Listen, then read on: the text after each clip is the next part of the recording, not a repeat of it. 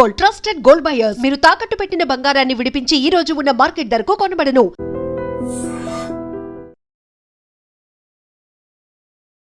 జైన్ సినిమాలో మొత్తం ఎన్ని పాటలు ఉన్నాయి సార్? లెక్క పెట్టలేదు.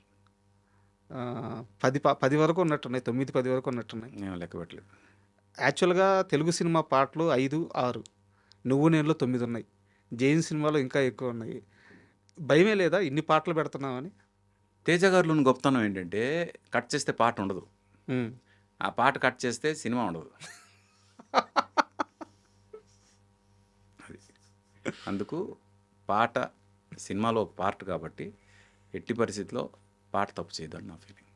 సార్, జైన్ సినిమాలో పాటల గురించి మీకు ఏదన్నా ఒక ప్రత్యేకమైన అనుభూతి, ఒక సందర్భం, ఒక గుర్తు కానీ ఏదన్నా ఉంటే కాస్త షేర్ చేసుకుంటారా? అదే జయం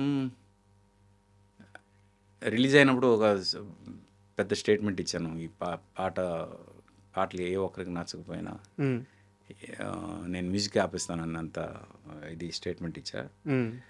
బట్ ఏంటంటే దానికన్నా ఇంపార్టెంట్, అంత పెద్ద స్టేట్మెంట్ ఇచ్చిన తర్వాత చాలామందికి నా మీద ఒక ఇది ఉంటుంది కదా, అంటే ఏంటి వీడికి ఇంత గర్వం, ఇంత బ్లంట్ స్టేట్మెంట్ ఇచ్చాడని. ఆ మూమెంట్లో నాకు వచ్చింది నేను తప్పేమో, ఆ స్టేట్మెంట్ ఇవ్వడం తప్పేమో, బట్ కాన్ఫిడెన్స్, ఆ పాటలు అంత బాగా పోతాయని కాన్ఫిడెన్స్. కానీ సినిమా రిలీజ్కి ఆడియోకి మధ్యలో గ్యాప్ ఉంటుంది కదా, ఆ గ్యాప్లో ఏ పాటలు బాగా వింటున్నారు అని ఒక చిన్న రీసెర్చ్ చేస్తే ప్రియతమ తెలిసిన పాట చాలా తక్కువ మంది వింటున్నారు. ఎందుకంటే అది మరీ సాఫ్ట్గా ఉంది మెలోడీ, ఏదో ఈవెన్ అందమైన మనసులో పాట కూడా చాలా బాగా వింటున్నారు. రాను రాను అంటూనే యాజ్ ఇట్ ఈజ్ చాలా పెద్ద రేజు, బండి రేజు అన్నీ బాగా వింటున్నారు. ప్రియతమ తెలిసిన మాత్రం అంతగా వింటలేదని నాకు అనిపించింది. కానీ సినిమా రిలీజ్ అయిన తర్వాత రాను తర్వాత ఎక్కువ విన్నది ఈ పాటే. ఎందుకంటే తేజ గారు ఆ సాంగ్ సిచ్యువేషన్ చెప్తున్నప్పుడు అది ఎలా పిక్చరైజ్ చేస్తారో అవన్నీ చెప్పారు. చెప్పినప్పుడు ఆ సాంగ్ ఎంత పెద్ద హిట్ అయిపోద్ది అని నాకు ఒక కాన్ఫిడెన్స్ ఉండేది. ఎప్పుడైతే ఆడియో రిలీజ్ అయిందో జనంకి అంత వెళ్ళట్లేదు, ఏంటబ్బా ఏమైంది అనే ఫీలింగ్లో ఉన్నాను. విజువల్ చూసిన తర్వాత జనం ఆ పాటకి బాగా కనెక్ట్ అయ్యారు. కరెక్ట్. అంటే కొన్నిసార్లు visual makes lot of difference అనడానికి ప్రియతమ తెలిసిన ఒక ఎగ్జాంపుల్ అవుతుంది నా ఫీలింగ్. అది సార్, ఈ రైలు బండి మీద కోపం ఎవరిది? తేజ గారిదా, మీదే, కులశేఖర్ గారిదే? మామూలుగా అప్పుడు మీరు గమనిస్తే అప్పుడు సిచ్యువేషన్ అలాగే ఉండేది. జోకులు కాదు కానీ నిజంగా ఉండేది. అమ్మయ్య ఈరోజు ట్రైన్ టైంకి వచ్చింది అంటే ఇది నిన్నటిదండి అన్న సందర్భాలు ఉన్నాయి. సార్, తర్వాత మినిస్ట్రీలో కొన్ని చేంజెస్ వచ్చి ఈరోజు it's really doing good railways. కానీ ఒకప్పుడు రైల్వేస్ వాజ్ వెరీ లెథార్జిక్. అంత లెథార్జిక్గా ఉన్న రైల్వే డిపార్ట్మెంట్ గురించి సరదాగా చెప్దాం అనే ఉద్దేశంతో చేసిన పాట అది. మీతో ఇంటర్వ్యూ స్టార్ట్ అయినప్పటి నుంచి యాక్చువల్గా ఒక ఫ్లోలో రావాలని మాట్లాడుతున్నాను, కానీ మనసంతా నవ్వే గురించి అడుగు వెళ్ళిపోతూ ఉంది. మొన్న డైరెక్టర్ గారు వచ్చారు, వీణాచార్య గారు వచ్చారు. అసలు ఆయన ఎంత ఆనందంగా చెప్తున్నారంటే, మనసంతా నువ్వే పాటలు అంటే చాలు మీ గురించి ఎంత గొప్పగా చెప్తున్నారంటే, ఆర్పి చెప్పంగానే ఇచ్చేస్తాడు.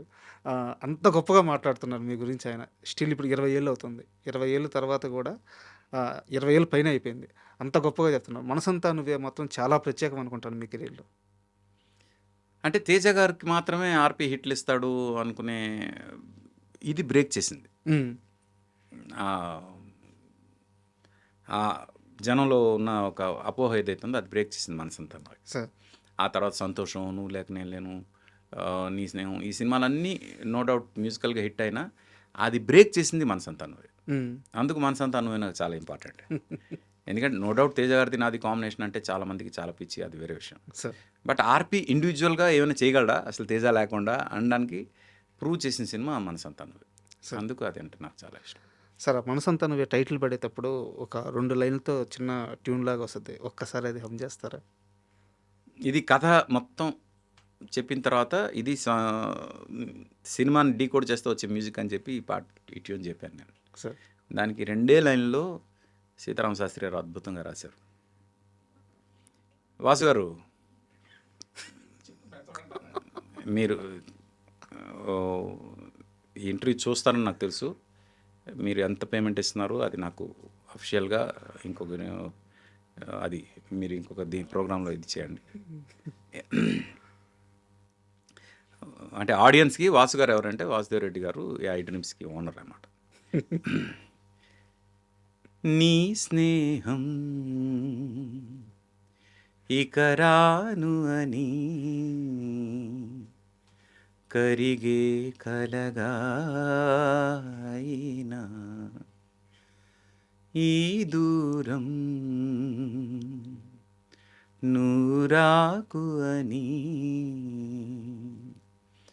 నన్ను వెలివేస్తూ ఉన్నా మనసంతా నువ్వే నా మనసంతా నువ్వే మనసంతా నువ్వే నా మనసంతా నువ్వే.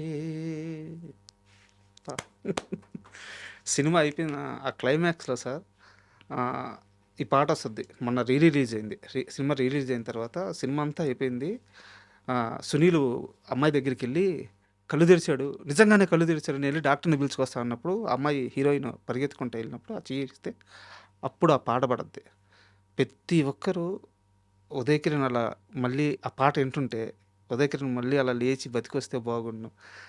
ఆ పాటలో ఉండే ఆ గాఢత ప్రతి ఒక్కరికి ఆ ఫీల్, ఆ సినిమాని బతికిచ్చింది ఆ క్లైమాక్సే. మళ్ళీ ఉదయ్ కిరణ్ బతికొస్తే బాగుండు అని చెప్పి పోయి థియేటర్‌లో అనుకోనోళ్ళు లేరు. ఇప్పుడు మీరు పాడిన ఆ 2 లైన్లు. అవును.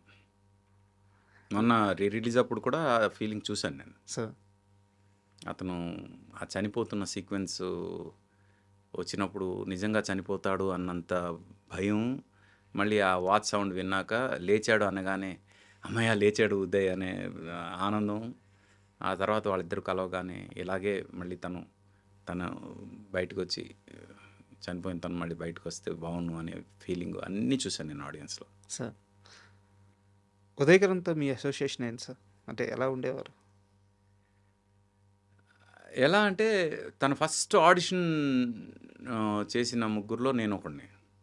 హ్మ్. అంటే తేజ గారిని కలిసి ఈ అబ్బాయిని చేయండి బాగున్నాడు అని తేజ గారు మా దగ్గర పంపిస్తే, నేను రమణ గారు, హ్మ్. తర్వాత రామానంద్ అని ఓకే. తను కాస్టింగ్ ఇన్ఛార్జ్ మా అందరికి, ముగ్గురం కలిసి, రమణ అంటే పేరు లేని సినిమా రమణ గారు, హ్మ్. మేము ముగ్గురం కలిసి తనకు ఆడిషన్ చేసాం అనమాట. అప్పటి నుంచి పరిచయం. అందుకు తను ఫ్రాంక్గా ఎప్పుడు కూడా నా పాటలు ఎలా వస్తున్నాయి, మ్యూజిక్ ఏం జరుగుతుంది, ఎప్పుడు నేను చేసిన ఇన్ని సినిమాలు ఎప్పుడు కూడా అడగలేదు, ఎప్పుడు కూడా ఇన్వాల్వ్ అవ్వలేదు తను. సార్ అది ఆ చనిపోయినప్పుడు కోపం వచ్చిందా? బాధేసిందా? ఏమనిపించింది? కోపం అయితే వచ్చింది, హ్మ్. డెఫినెట్ కోపం వచ్చింది. అంటే తన గ్రాఫ్ బాగా పడిపోయింది అనే టైంలో తను తట్టుకోలేక ఇన్సిడెంట్ ఏదైతే జరిగిందో, అది తను ఇప్పుడు బతికుంటే ఓటీటీలో చాలా పెద్ద స్టార్ అయిపోయేవాడు, సార్ నా ఫీలింగ్ అయితే. కరెక్ట్. ఇంకోటి తనంటే ఇష్టపడే వాళ్ళు కూడా చాలామంది ఉన్నారు, ఎక్కువ మంది ఉన్నారు. సార్ అందుకు ఫెయిల్యూర్స్ వస్తాయి లైఫ్లో, కానీ ఒక బంతి కింద పడినప్పుడు ఎంత గట్టిగా పడుతుందో అంతే గట్టిగా పైకి కూడా లేస్తుంది. ఆ లేచేంత వరకు మనం అవకాశం ఇవ్వాలి, టైం ఇవ్వాలి. ఆ టైం ఇవ్వకపోతే ఆ కింద పడింది కిందే ఉండిపోద్ది. అది ఉదయ్ కిరణ్ చేసిన తప్పు అని నా ఫీలింగ్. అందుకు కోపం వచ్చింది అతని మీద.